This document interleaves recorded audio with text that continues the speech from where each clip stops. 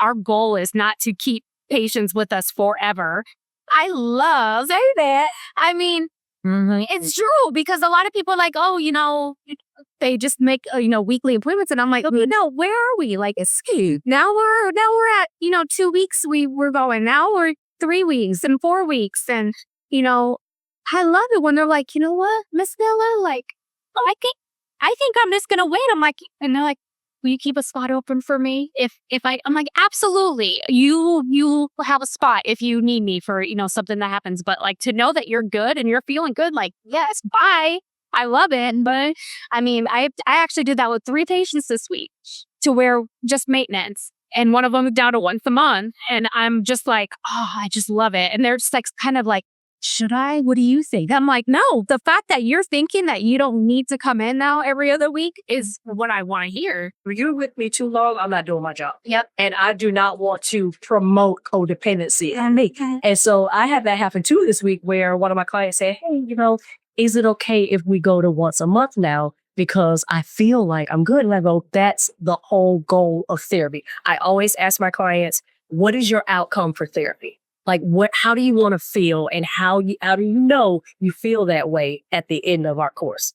Because I talk about termination in my first sessions too. Like, how long do you want to come? And I know that depends on if somebody has some deep rooted trauma that's different and they may be with you, for a while because they may be real clinically depressed or whatever. But just for life's challenges or, being able to be confident in the decisions that you make, that shouldn't take long. It shouldn't take long at all. So that's good. I definitely agree. When you start to see them, especially them saying to you and you're not saying it to them, hey, I think I'm good. I think I got it. It's great. Yep. It's funny because you guys are getting rid of people. I'm starting to get like, oh, you back? It is funny because, of course, we're always like, oh, Dr. Rob, I'm not making new clients. And they're like, hey, you haven't seen this person in a while. I said, listen, I ain't going to see anybody else because, no. But no, I said, absolutely. And so it's so funny whenever they come back and I was like, I'm so glad to see you, but I'm really upset. Like, I'm back on my schedule. So it's kind of, but are you okay? Yeah. But wow, what's going on? I mean, and so because it is, we love, I love all my, they know, they just, I'm in it. Whatever, let's go. You come back, you're here. How we got this? And then I even get like, oh, you're so important now. Oh, you're going here. Just sit down an email today. I said, oh, I gave you 5 dates. Oh, you can't come to those? All right. Well, you think you got VIP status now. I might have it on that. Yeah, I got it on that Thursday. I come in, and I was like, but I love it because again, you got to meet them where they are. Or have y'all done this when you go? You remember the first day you walked in? They go, I do. They go, oh, you want to go back? No.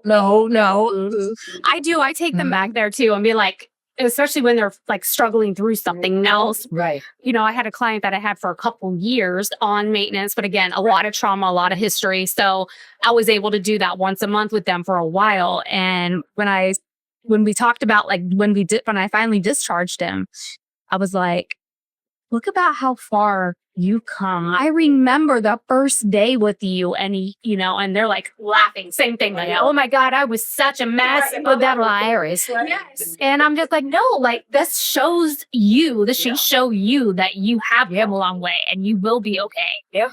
So that is so true. I have a client that, it's amazing that like clients that you discharged and then, maybe almost a year later, because this is my story. She wants to come back because there's some things that have come up in the last year. But that makes me, as a therapist, that makes me feel really proud that she would choose me again because she could have went somewhere else. Right. So the interventions that we used worked. But now, there's some new challenges. And I always say, anytime we shift to like a different job or something else is going on in our personal life, it's going to it may require a different set of tools. So it's amazing how once you have discharged them, and here it is almost a year later, they're like, hey, I choose you again. So that's important. So that's because I know that we're going to have to wrap up here soon because we got to, get that thing handled. But circling back to resilience, there's a little podcast and not a TED talk that I show the first part to my students. And it's a young man that grew up, like Compton area and everything, talk about resilience. And there's always one like statement in there that I don't tell him, but I cut off and I said, okay, what was the one thing that this man said that he's able to be where he is. And of course they're looking, and it kind of comes back to what you just said. And he talks about the fact that even though his mom and dad, which were, one was a addict and the other, ended up in jail or whatever, he said, he goes, but here's the thing. He goes, I love my parents and I know they loved me. Connection. Because we are social beings. Right. And the fact that even when, and that's the thing, we build such, I always call it the foundation. We build such a foundation, such a connection with our clients that of course we're the first ones they're going to call when they come back, because we, even like we talk, when they're not bouncing, when they're rolling, when they're, so they know, all right, TJ, that's my girl. She's going to advocate for me and she's going to tell me about myself. And I know she is sure because I'm struggling, but let me go. And like my girls all the time, or my, like Rob, they all come in there like, I already know what you're going to say. I go, well, right, maybe I won't. They're like, no. And then they'll go through everything and I go, yeah, you're not ready. I knew you were going to say that. I was like,